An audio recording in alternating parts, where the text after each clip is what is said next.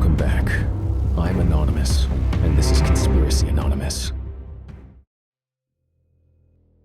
The story began, not with a spotlight, but with a police siren, on the night of Sunday, December the 14th, 2025, in the exclusive Brentwood neighborhood of Los Angeles. A photograph emerged that would shock the world. Nick Reiner, the 32-year-old son of one of Hollywood's most revered figures, was being taken into custody. He was booked on suspicion of murder, held without bail, the main suspect in the horrific apparent double homicide of his parents, the legendary director, actor, and activist Rob Reiner, age 78, and his wife, producer and photographer Michele Singer Reiner, age 68. The Los Angeles Police Department quickly determined there was no forced entry. The official statement confirmed both victims had been found inside their home suffering stab wounds and lacerations. The attacker had been let in, or already lived there. This was not a random act of violence in the quiet, affluent West Los Angeles enclave. The crime was brutal and intimate, with reports indicating the couple had been fatally stabbed and suffered multiple wounds, including injuries consistent with having their throats slit.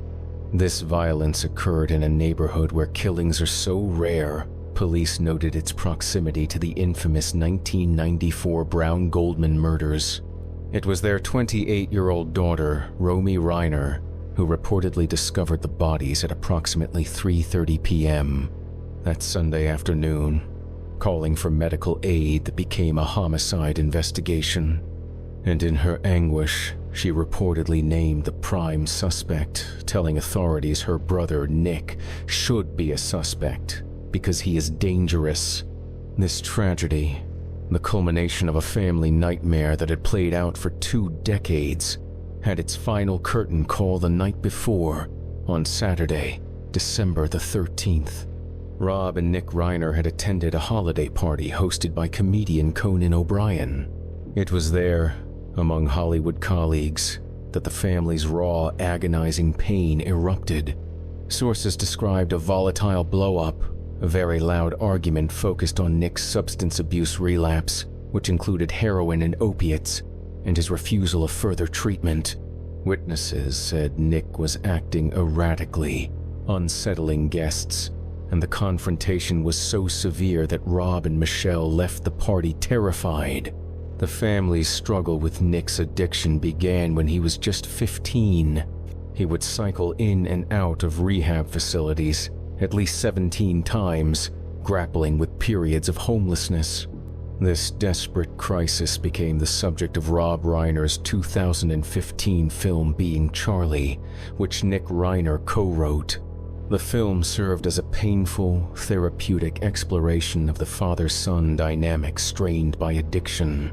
Rob Reiner lamented that he and Michele had listened to experts who told them to be tough when they should have been listening to their son saying, "I would do anything to keep my son safe." The final, devastating lesson was that his love and his attempts to intervene ultimately could not save them from the violence that followed the relapse. Initial jail records related to Nick Reiner even carried an accusation of gang activity, a terrifying detail layered onto his known substance abuse history. The case against Nick Reiner will be formally presented to the Los Angeles County District Attorney's Office on Tuesday, December the 16th. The staggering violence of this act leads immediately to the inevitable question, why? And in the darkest corners of the public imagination, the answer is never simple. For centuries, when a seemingly inexplicable act of evil is committed, the public and the defense bar have searched for an external scapegoat, a force beyond the control of the accused. The concept, popularized most famously by a comedy routine, is the chilling, dismissive phrase, "The devil made me do it." This notion may become a central pillar of the defense for Nick Reiner. Will his legal team argue that the crushing weight of his addiction, the descent into psychotic breaks, or the severe mental health deterioration was, in effect, a possession. Will the defense argue not insanity, but diminished capacity that his years of substance abuse and the resulting chemical imbalance rendered him incapable of forming the specific criminal intent required for murder? The argument transforms the addiction itself into the external destructive force, claiming that it was not Nick Reiner who wielded the knife, but a manifestation of his disease, a personal demon, or perhaps the devil himself, unleashed in a final, bloody act against the two people who loved him most. The tragedy of the Reiner family, unfolding inside a Brentwood mansion with elements of generational wealth, fame, and overwhelming dysfunction, carries chilling parallels to other infamous family annihilation cases in American history. Like the Menéndez brothers' case in 1989, the Reiner case involves extreme violence perpetrated by a son against his high-profile successful parents in a supremely affluent neighborhood. Both situations shatter the illusion of domestic tranquility behind the walls of privilege. Furthermore, the details of the alleged perpetrator, Nick Reiner, struggling with severe substance addiction to opiates and heroin, and documented mental health deterioration, echo the troubled narrative seen in other parricide cases. While motive is still under investigation, these factors align with patterns where drug abuse and untreated mental illness intersect with family conflict and access to resources, often leading to explosive, devastating violence against the source of that conflict. The Reiner case tragically joins a dark category where the immense pressure of family fame and fortune is utterly eclipsed by the inner demons of the accused. The high-profile nature of the Reiner tragedy, combined with the elements of extreme wealth and family secrets, inevitably fuels a dark corner of public discussion: conspiracy theories. When wealth is involved, the true motive often becomes distorted by speculation. One prominent theory suggests that the murders are not solely the result of the son's individual struggles, but are somehow contract killings masked by mental illness or drug use, a suggestion sometimes fueled by beliefs that the victims held deep financial secrets or were preparing to cut the suspect out of an immense inheritance. Another theory frequently revolves around the idea that the alleged perpetrator is a patsy, arguing that the complexity and violence of the crime suggest involvement from outside parties, perhaps related to Rob Reiner's decades of high-level political activism or large-scale business dealings at Castle Rock Entertainment. These theories often capitalize on the public's inherent distrust of the powerful and wealthy, suggesting that the initial police findings of a simple domestic tragedy are a cover-up designed to quickly close a case that might otherwise expose a complex web of corruption or organized crime. The most out-there theories may even tie the case to Reiner's public political feuds, suggesting a political assassination disguised as a family crime, perhaps linked to his vocal criticism of right-wing figures, turning a personal tragedy into a shadowy, state-level plot. They offer a simpler, albeit more sinister, explanation than the messy reality of addiction and family dysfunction. In this case, the violence of the final chapter stands in stark, heartbreaking contrast to the extraordinary legacy of the man he killed. Rob Reiner, born in the Bronx on March 6, 1947, was Hollywood royalty, the son of comedy legend Carl Reiner. His career was a 5-decade masterclass in American storytelling.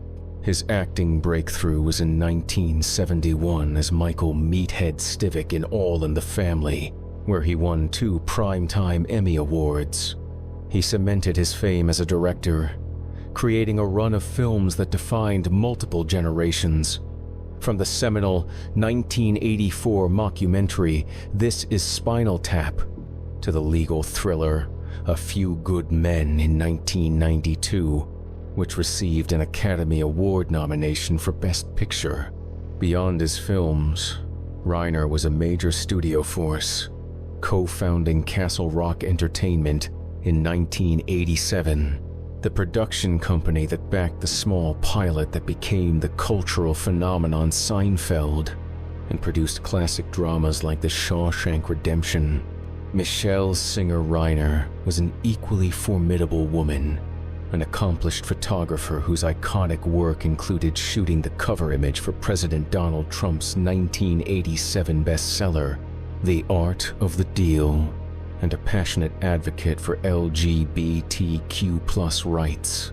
Rob Reiner publicly credited meeting Michele on the set of When Harry Met Sally with his decision to change the film's original ending. Reiner's legacy extended deeply into politics as a lifelong Democratic activist and chair of the campaign for California Proposition 10 in 1998. The loss of both Rob and Michele Reiner has shocked Hollywood and the nation. The Reiner family, including Nick's siblings, Jake and Romy, and his adopted sister, Tracy Reiner, must now face not only the loss of their parents but the devastating reality of a murder case against their own brother. The final word on Rob Reiner's life is now the headline that forever pairs his extraordinary achievements and his final, devastating family tragedy. The official statement is clear. This was a domestic homicide, driven by the volatile collision of addiction and family conflict. The perpetrator, the motive, and the weapon are seemingly known. But what if the official story is just the script they want you to read? The man was Rob Reiner. He was a political and business power player for half a century. Do you truly believe that a 32-year-old man with a history of addiction is solely responsible for such a definitive and brutal act? Or are you willing to look deeper? Are the financial secrets of Castle Rock Entertainment, or the decades of political feuds Rob Reiner instigated, the real motives that led to his death being staged as a family tragedy? Was the tragic spiral of the sun simply the most convenient cover story for an assassination? We leave you with this question. Are you satisfied with the narrative of the tragic addict, or do you suspect that in the shadow of Brentwood, there are lingering secrets waiting to be revealed?